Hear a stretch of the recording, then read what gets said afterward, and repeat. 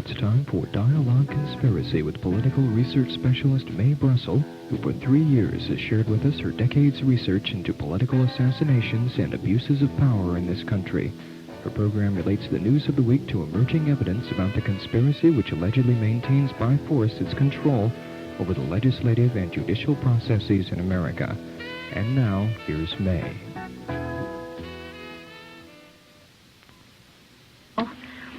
Good afternoon. This is Mae Brussell in Carmel, California, and it's Dialogue Conspiracy number 207, July 28th, 1975, on a nice warm afternoon out here in Carmel. This week I'm going to take a lot of items that are in the news that pertain to the various conspiracies and cover as many of them as I can within this 45 minutes. And the news is coming in very fast related to the 4 articles that I've published and to a general cloak of concealment of conspiracies and various murders that are taking place and interesting situations that compare to past events that I want to share with you as much time as I have.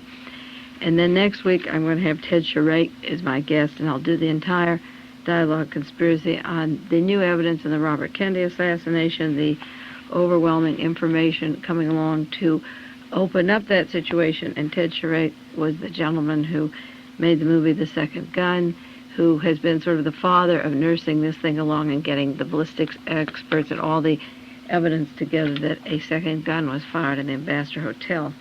So he'll be my guest for the entire program next week.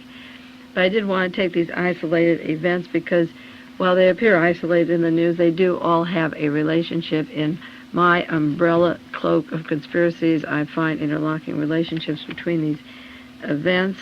I do hope that those of you who don't have the articles that I wrote for The Realist will write to me and get them, because you can refer back from time to time to various references I've made on this program. They're available. I charge $1 a copy now for the handling and the mailing and so forth, and 3 of them, the 3 articles for The Realist, are $1 each. The Martha Mitchell story, the Senate Select Committee's part of the cover-up, and why was Patricia Hearst kidnapped. You can order those. I hope you will if you don't have them. And if you go back and read those articles, it helps to explain some of what I talk about on Dialogue Conspiracy today and events that you'll be reading about tomorrow. The Playgirl article that I did on the burial of Howard Hughes by Aristotle Onassis in December 74 is no longer in print, and I have to get the rights to reprint that myself. As a little summary or introduction before we go into some of the week's news, I do want to say that these 4 articles do cover Watergate East, West, and South in my mind, and that the definition of Watergate is many things to different people. They all have their own interpretation. For me, Watergate in 1972 was a fraction of a secret clandestine government that was operating since World War II that got caught among one of their various activities, which had to do with altering the elections. I said that there were 2 governments existing side by side, one invisible at that point up to then, and one visible. The news just last night, Daniel Schorr had on the news that the CIA was printing money in Vietnam along with members of organized crime. They were using plates from the government mint that they got a hold of in some way, and that the CIA had its own money printed to the tune of $22 billion. Now, when the Central Intelligence Agency does something that gross and works with organized crime to make $22 billion of their own, they can just keep printing that money endlessly. And the tragedy and the danger of the Treasury not handling the money, but the CIA handling it, as I explained, it is a secret government, or it was, is that they use it for such devious things. As it turns out, Daniel Schorr mentioned one use would be to buy up drugs in Southeast Asia. Well, with organized crime and the CIA working together, you can imagine that 22 billion of drugs would make a fortune of maybe 100 million once you sold them in the United States. But along with the story, the gross story of their printing at least $22 billion of their own money passed off with plates from the United States Treasury, is that side by side in the morning headlines today you see crime is the #1 problem in the United States. And this 22 billion that's printed in Southeast Asia could procure heroin and cocaine and narcotics, opium, for the black Chicano communities, and drug our underprivileged, instead of offering them job opportunities, reduce them to zombies through importation of drugs. You read the book The Politics of Heroin in Southeast Asia, The War Conspiracy, and many articles on Air America, the clandestine use of E. Howard Hunt and G. Gordon Liddy in the White House in terms of espionage and narcotics. This came in the testimony of E. Howard Hunt for the Senate committee. He refers to clandestine activities with narcotics. And you think Martha Mitchell saying Richard Nixon is the mafia, and the links of organized crime to the Central Intelligence Agency, and then the horrendous aspect not only of their printing their own money, but the possibility of purchasing drugs and then bringing them back to create a situation where we on the streets are being slugged. People are keeping up a narcotic habit, breaking into houses, stealing things, killing, to keep up these drugs, so that this big narcotic crime wave, this number one problem of crime, is never solved. I mentioned once before in magazines like Time and Newsweek, or the sociologists are not putting the links together of the importation of the government of the very thing which is causing the crime. And when I talked about Watergate in my articles, I said that secret government, and it only got caught. It wasn't over. It got caught in '72. And they're still into many activities. They haven't stopped. They only got their fingers tapped, and so this is a no-no, and most of them got off very lightly involved in the Watergate affair. The specific gemstone operation was much larger than Washington, D.C., and Watergate East centered around the cities of New York, Maryland, Washington, D.C., and Virginia, where the CIA is, Chicago, and Pennsylvania. And those particular cities that I call Watergate East involved such people like G. Gordon Liddy, John Mitchell, John Caulfield, Tony Lasowitz, the Rockefellers, Spiro Agnew, E. Howard Hunt, ITT, the Mullen Associates. There are just a few cities in Watergate East that come through all the news events that involve conspiracies that I will be relating to future programs I've talked about in the past and the news this week. People involved in Watergate East were in the Wallace shooting, the Chappaquiddick affair, the gemstone operations in Washington and from Miami, and the crime, the murdering of various witnesses used by the CIA, the planned violence for the '68 conventions in Chicago, the airline crash of Dorothy Hunt, and the links of that to CBS, the White House, the CIA. That's Watergate East. Watergate South, in my mind, is Miami, Muscle Shoals, Alabama, with the Defense Industry Security Command, Houston, Texas, New Orleans, Dallas, Fort Worth. And Watergate West we'll talk about again next week with Ted Charay. In my mind, it's Los Angeles, Las Vegas, San Diego, Sacramento, and San Francisco. San Diego including La Costa. This is the link of Ronald Reagan to the military. He was in military intelligence, and his relationship to the Defense Industry Security Command, Alabama, our Attorney General Ethel Younger. This area in the West was the home of the SLA, the shootout at Marin County, the murder of George Jackson, the murder of Robert Kennedy, and the links to Washington, D.C. Now, this is only 16 cities. When I marked my atlas, it's on the wall, I have a map of the United States, 16 major cities that are involved in these espionage operations that seem to be the heart of it. The events that I talk about either take place in Texas, in Dallas, or Houston, or Fort Worth, or they take place in Washington or the West Coast, and then the countries involved, Mexico, Montreal, Vancouver, Spain, London, James Earl Ray, I think of his trips to Canada, to Mexico, Oswald, to Mexico, the funding of the Kennedy assassination from Montreal, to the Bahamas, down to Mexico. And this is a brief cloak of events that involve conspiracy and assassinations that I follow. As I said, I've marked a map, and I think that the international drug traffic is behind a lot of this.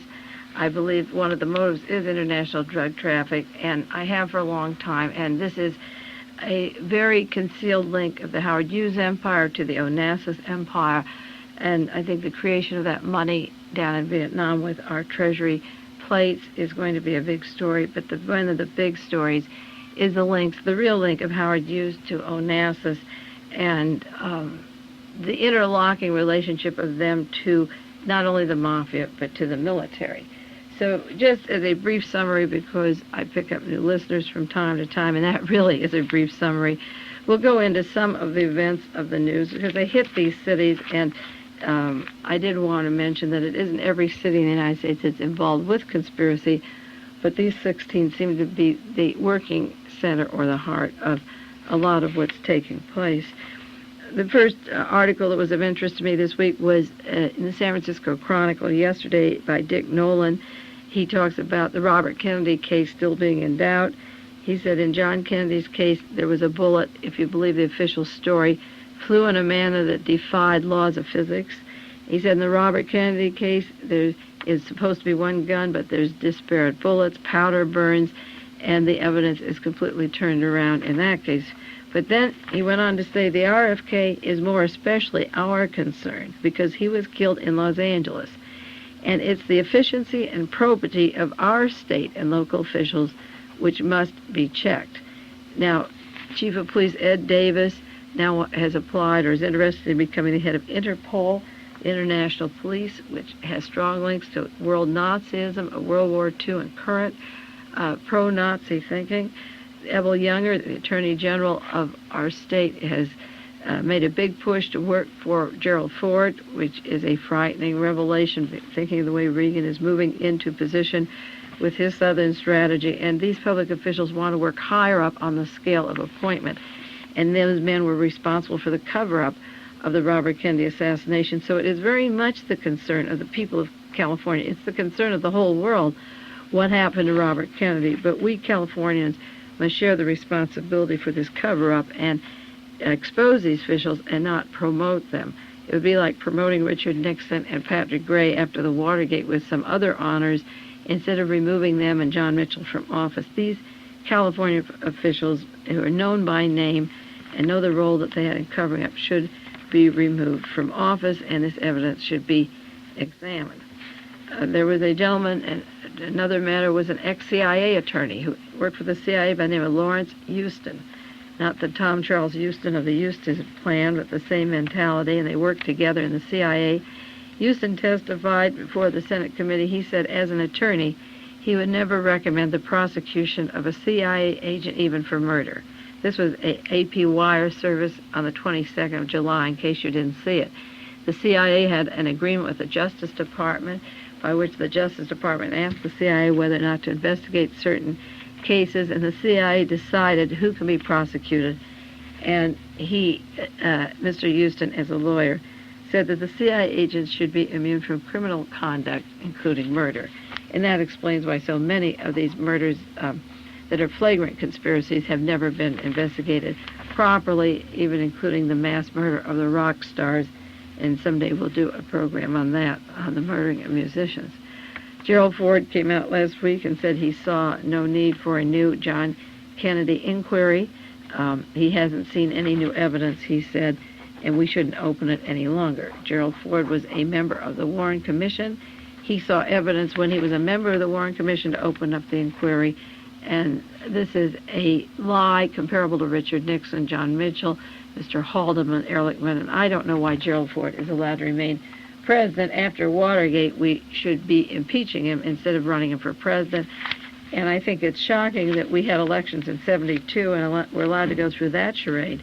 But after 4 years of this, it's even more shocking that Gerald Ford from the Warren Commission is going to slip into office or try to be the next president. He sees no need for an inquiry because he has decided that never should be opened up. But the evidence is overwhelming as the Watergate, and Gerald Ford, in my opinion, should be impeached from office for concealing this investigation by having Mr. David Valen, on the Rockefeller Committee to begin with. The Washington Post and the San Jose Mercury ran a long article, which was of interest in my research on Aristotle Onassis, because I have documents on Onassis, some unpublished, some published, that suggest that his role in international drug traffics was greater than people have imagined. There's an unpublished manuscript I have alleging that it was a major role after he left Turkey, went to South America and came back to Greece.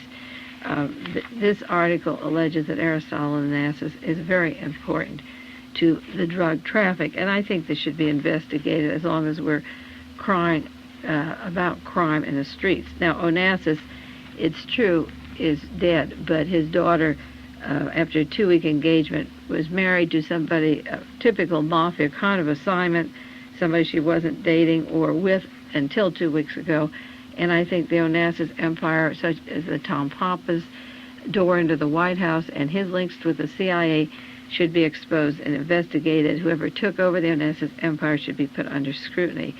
There's a woman who was evidently behind Aristotle Onassis from his early career from 1934 to 46. Her name is Ingeborg Dedekind, and she claims that she took Aristotle Onassis and taught him how to dress and eat and act in society. These are direct quotations from a book she just wrote. She said she took a wild animal who used to beat her and taught him how to dress and eat and act in society, from a crude, ambitious tobacco salesman, to a polished shipment magnate. She said he was selfish, jealous, insecure, complex, struck her with his fists, his feet, he beat her, he battered her, but her role was to make him presentable to international circles. She said she taught him about food, wine, clothes, and culture, and this is a very important story, how this person was behind Aristotle Onassis, always in the background, and seemed to make a Pygmalion type of thing to make him presentable to society. And the true story of why or how Jackie consented to marry him is not told yet. I wrote in Playgirls, I say, in December 74, with Stephanie Caruana, an article on the burial of Howard Hughes, and it's been 6 months since that article came out, and a lot has happened since that time. Watergate happened, and Richard Nixon, he started to be bugged in 71. Richard Nixon's demise started about that time period, and Howard Hughes had been his benefactor and helped him through his early political career. Another crony of theirs, Murray Chotiner, a lifelong friend of Richard Nixon's, was run over in suspicious circumstances. William Nolan, the California publisher, died shortly after Murray Chotiner, and Nixon himself said if he went into the hospital, he would be killed. The Hughes Tool Company was then sold to a man who worked there 34 years who never saw Howard Hughes in his life, and the Soma Corporation, which handled the Hughes contracts, the Air West and various Hughes contracts, has 5 board of directors, and no Hughes name is on that Soma Corporation, as I understand it. A new book came out this week by Jimmy the Greek in Las Vegas. It was reviewed in the San Francisco Chronicle. There were several sessions. Interestingly enough, Jimmy the Greek said he worked for Howard Hughes. If there is no Hughes, and there was no Hughes in Vegas in all that time period, and if the elections were manipulated, if a group of people said, I want to own the president, the Supreme Court, buy up a state, if they were behind the manipulation of various assassination or conspiracies, it would be very convenient for Jimmy the Greek to know who's going to win and how, and project and make more money even projecting by the manipulation of these particular witnesses. It came out this week that Jimmy the Greek, the great election guesser, happens to be a paid employee of Hughes. He says he never met Hughes in his life. In his book, he confirms that Robert Mayhew, the link of the Hughes empire, both to the CIA, the FBI, and the Mafia, never met Hughes in his life. Jimmy the Greek alleged that Jean Peters, his wife of 6 years, never slept with Howard Hughes. In my article, I said that she in quotes, wed him after his disappearance, after he no longer was anywhere in the United States, and divorced him after the date that I said Hughes was buried. The last picture of Howard Hughes, according to Jimmy the Greek, which I also had information about, was in 1946, and that's a long time ago. The only person in 20 years who claims to have seen him actually was the president of Nicaragua, and even if he did see somebody and visit with him at Nicaragua the night of that failed earthquake, for so very many people, the only plane out was a Hughes plane. He wouldn't know who that was because 20 years ago, Hughes was a different person. This man may have talked to somebody, but this was a man with 20 doubles, and he is claiming that the president of Nicaragua, that he had seen him. I think it was interesting linking Las Vegas and HUGHES and the drug empire, Vietnam. There's a lot of loose threads around here, but one of them is Mrs. Ann Nolan, the widow of the California senator. He's a former senator and publisher, William Nolan. As I say, that was one of Nixon's cronies that died very quickly after Murray Chotiner. The widow of this publisher and California senator just applied this month for 11 slot machines to run Joey's Happy Valley Inn. She wants a license to run a small operation in a Las Vegas bar. This William Nolan died a strange death, identical to Congressman Mills in Maryland. Congressman Mills went off the stable at 7 in the morning, was found dead, allegedly a suicide. He was alone and under very suspicious circumstances, and William Nolan had a lake or water. He allegedly drowned or died right at the edge of the water, and very conveniently at a time when he broke the first story on the SLA against the wishes of Randolph Hearst, he was carrying the story in the Oakland Tribune. There were links of Nolan to exposing the SLA in his Oakland paper. There were links of Nolan to Nixon's cronies for many, many years. And I think it's very strange that his wife is running a Las Vegas bar, a slot machine operation up in Las Vegas at this time. He was married for many years to another person, and this is a recent wife, and she's now up at Happy Valley Inn running Joey's. The UPI ran a story that should have made the headlines this last week, and very quietly, it was a 2-inch column on about page 10, didn't get much play, and after the murder of Sam Giancana just 2 weeks ago, you would think it would make the headlines, because the boss of the bosses of the underworld died in New York City. His name is Carlo Gambino. Carlo Gambino, in this little 3-inch column in the newspaper, is described as a reputed underworld boss of all bosses.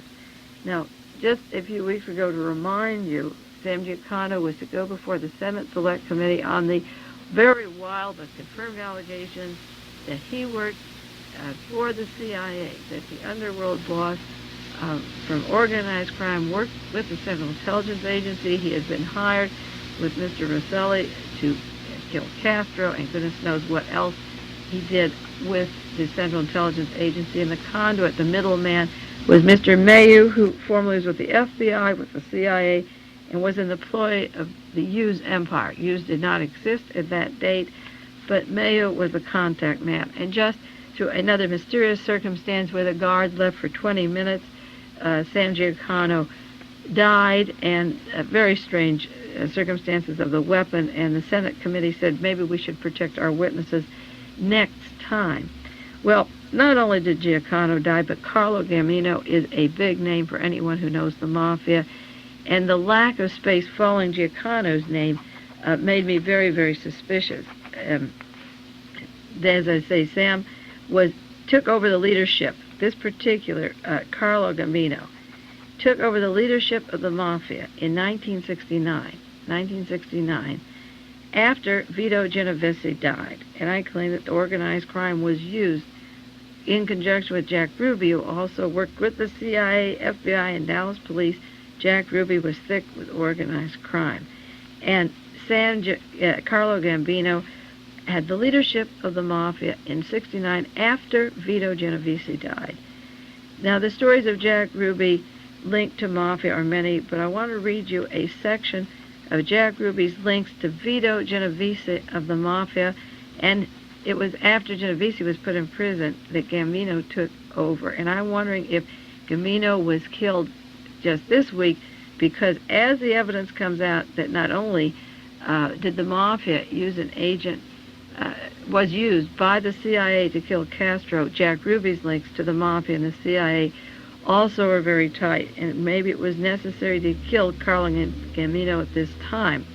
He conveniently sunk to his death at a time when Ruby's links to organized crime and Ruby's links to the CIA were being investigated.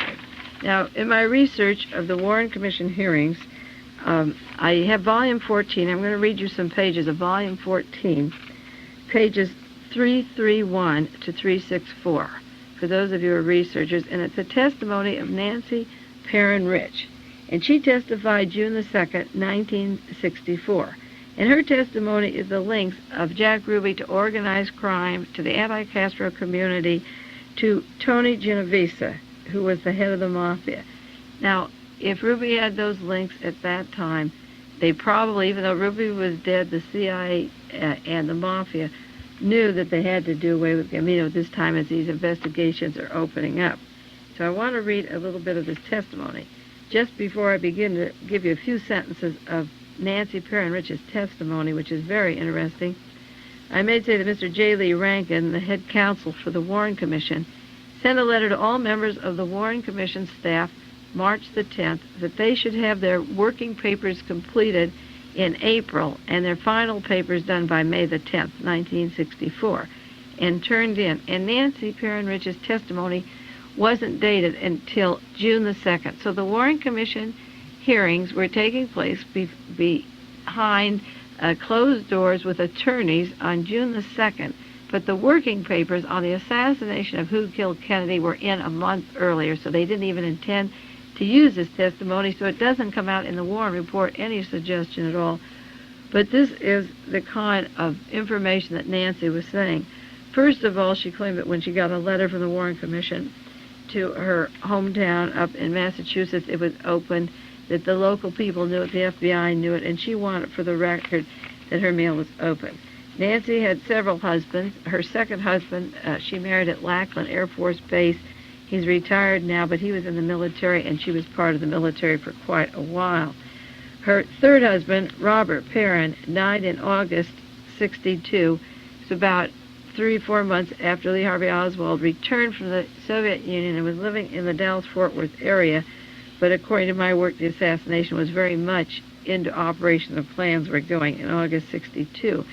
Mr. Perrin, her husband, had been described as having many skills, an author, mechanic, foundry worker, but he also worked for Jack Dragna, now in San Quentin, and he did everything to handle it, from handling Dragna's call girls to heavy work as a body work, and she meant heavy work for this mafia chief. Dragna of syndicated mafia was a friend of Mickey Cohn, Virginia Hill.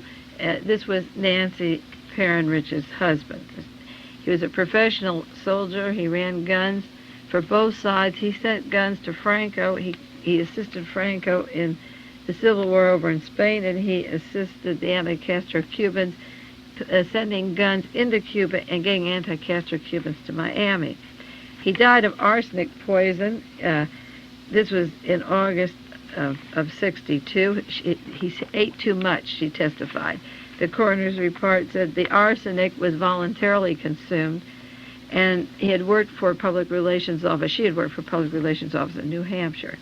Nancy was working in the East Coast when she got a call to go work in Dallas, and she was advised to go to the police department, and she went to the police department where she was introduced to Jack Ruby. Her first assignment was to work for Jack Ruby in his nightclub, in the Carousel Club. Her previous work, before she went to work for Jack Ruby, was in police departments in Boston, the DA's office in Boston, the DA's office in Sacramento. She worked for Mr. Oscar Kissel, who's now a judge in Sacramento. She worked with the Hayward Police, the Oakland Police. She arrived in Dallas in July 72. They left town suddenly in August, shortly before her husband died. Now, she worked in all these police departments, and as I say, her husband at the same time was thick with Mr. Dragna, the organized crime, Virginia Hill, and Mickey Cohn. She went to the police department for her job. She met Jack Ruby, and she also met Officer J.D. Tippett there, the one who was shot at the time of the assassination, November 22nd, 1963. She was working in what was called public relations, which has now been exposed. Many of the public relations firms are CIA fronts. This was revealed by Louis Tackwood, who wrote the Glass House tapes, and said how closely the CIA works in the police department, also in public relations. And Nancy also worked with the Associated Press and told them she was in town.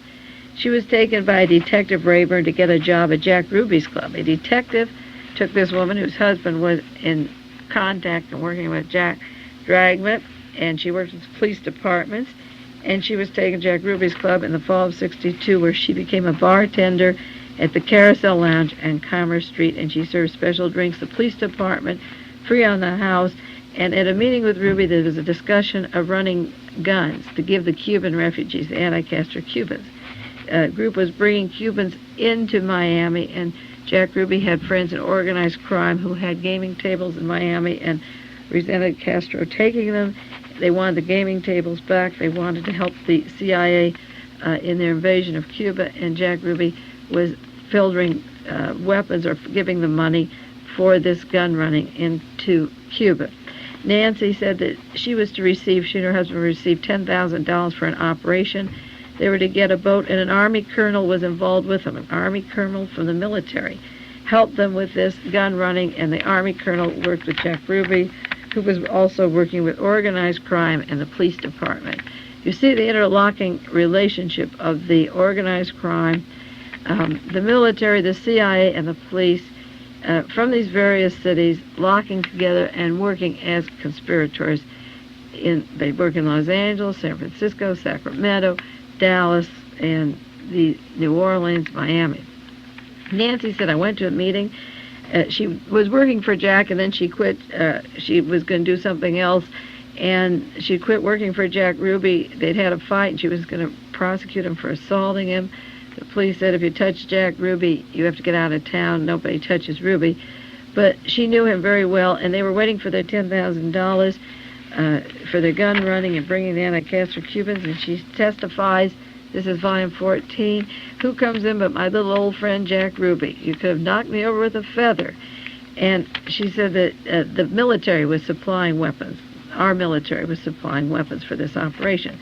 She said her impression was that Ruby was bringing in the money for the operation because he had a big bulge in his pocket when he arrived, and the bulge was gone when he went out. And they had a second meeting arranging to get rifles from the military, stolen military rifles that were coming from the base through the Army colonel working with Ruby and her husband. Now the doorbell rang, and in comes at a third meeting, it was Vito Genovese's son, Tony Genovese.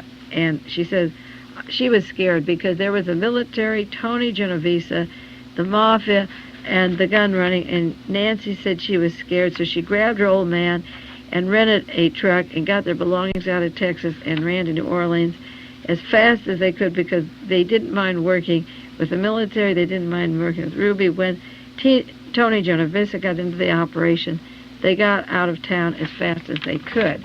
Well, it didn't work getting out of town because her husband ingested arsenic just a short time afterwards and died, probably because he was a witness to this whole transaction and couldn't get out of it.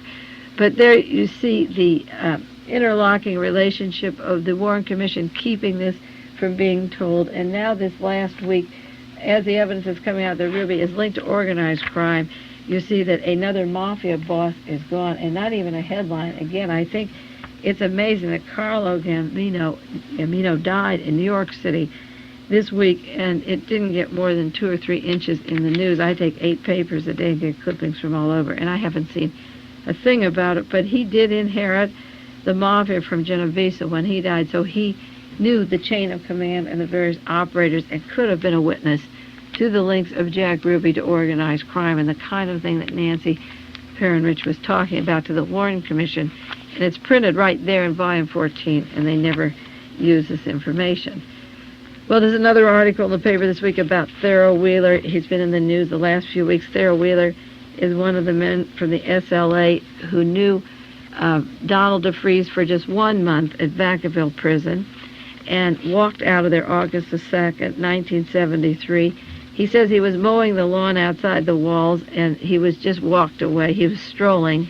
That was in the paper this week. He's strolling and walked away. And Thero Wheeler then went to Houston, Texas. Again, the name Houston, Texas.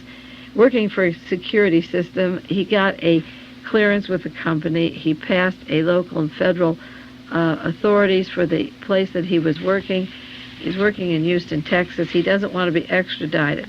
Thero Wheeler was a gentleman who identified himself to Donald DeFreeze for 1 month in Vacaville. Then he, in quotes, walked away in August. DeFreeze left Soledad prison in March of 73. Thero Wheeler allegedly met Donald DeFreeze 20 times in the Bay Area, and then he got his ass out to Houston, Texas before the killing of Dr. Marcus Foster. He played the exact role of George de Mohrenschildt, who was with Oswald constantly and giving him money and funding for him and his wife, and then got to Haiti in April, and John Kennedy was killed in November '63, so he could be physically removed from the scene of the crime. Wheeler doesn't want to come back. He doesn't want to be extradited to California, and yet he's claiming that he had no sympathy with Donald DeFreeze at all, but he's saying that I'm no snitch, and he's not going to tell what happened. Unfortunately, nobody from the SLA from the inside has spoken up yet and told the real truth about the SLA being formed by the CIA and how they got their orders or money. My Watergate story broke in August '72 and only became legitimate in March of '73 when James McCord started talking 9 months later.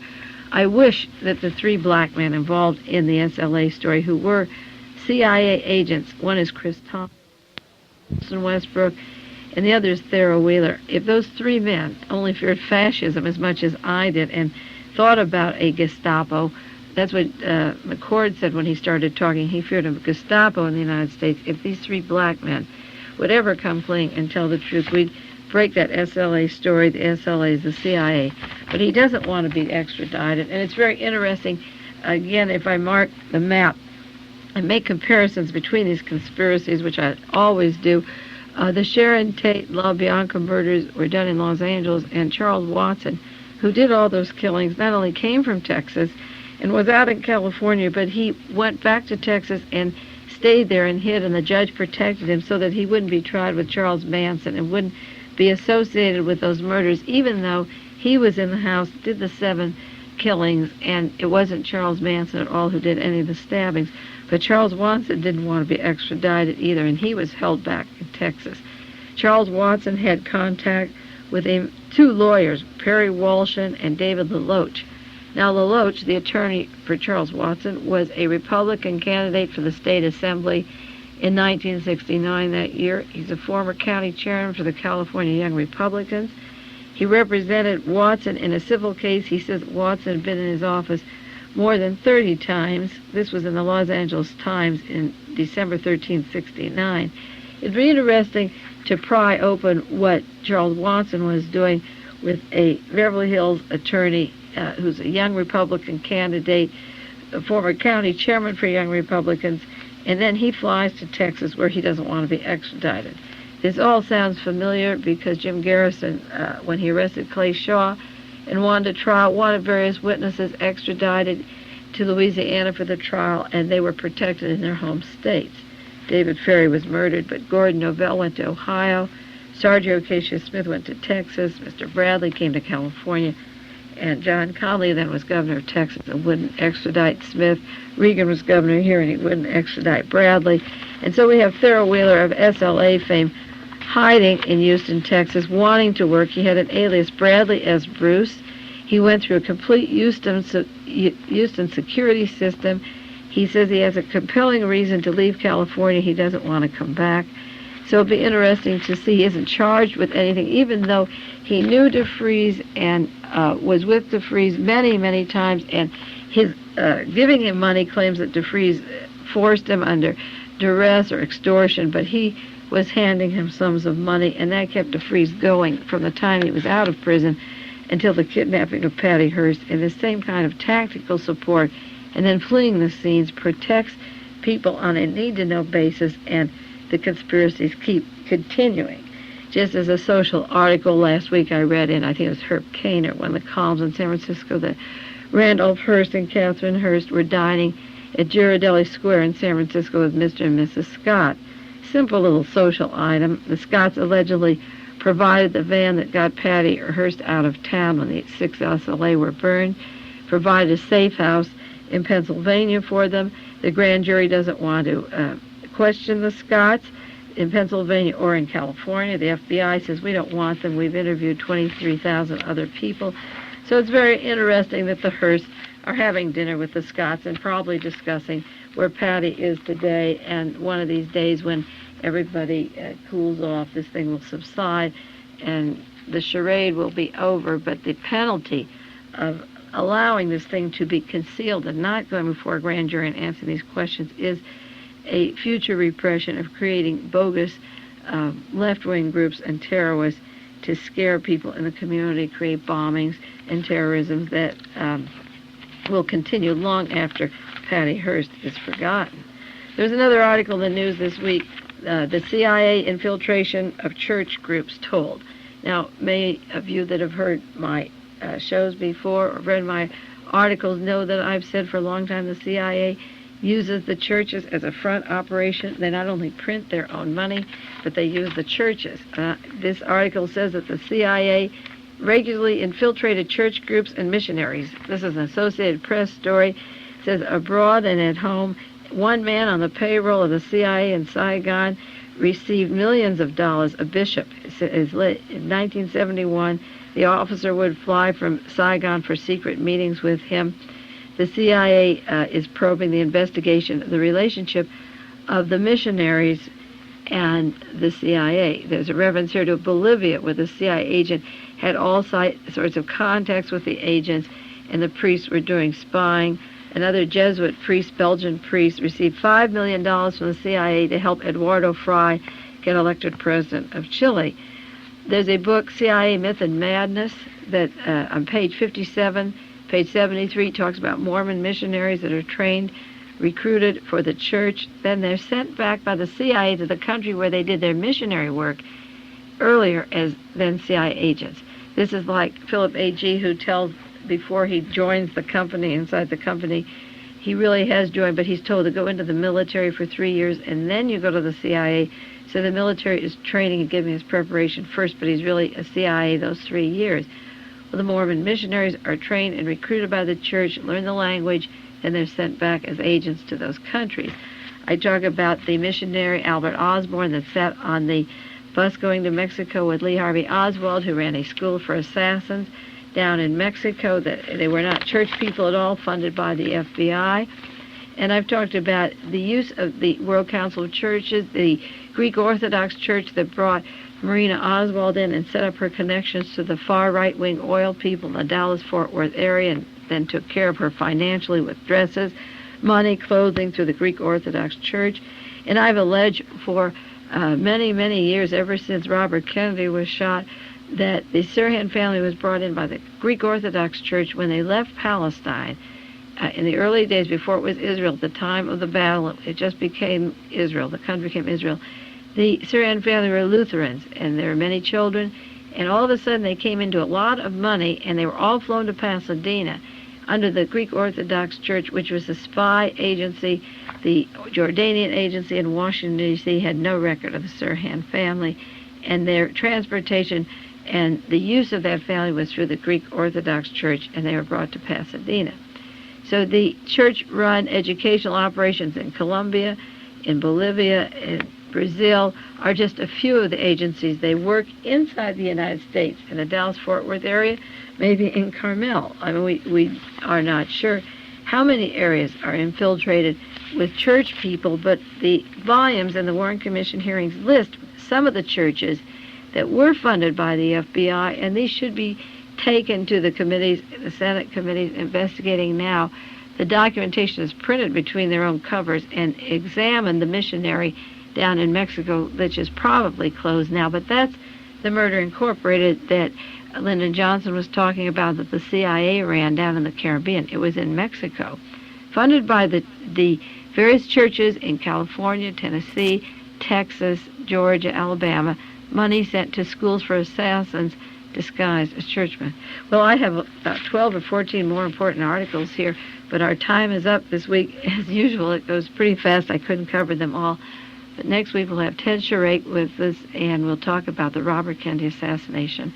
Take care, and I'll see you next week on Dialogue Conspiracy. This has been Dialogue Conspiracy with political research specialist Mae Brussell, who for 10 years has been researching the facts behind political assassinations and conspiracies in this country. Dialogue Conspiracy originates with KLRB FM in Carmel, California.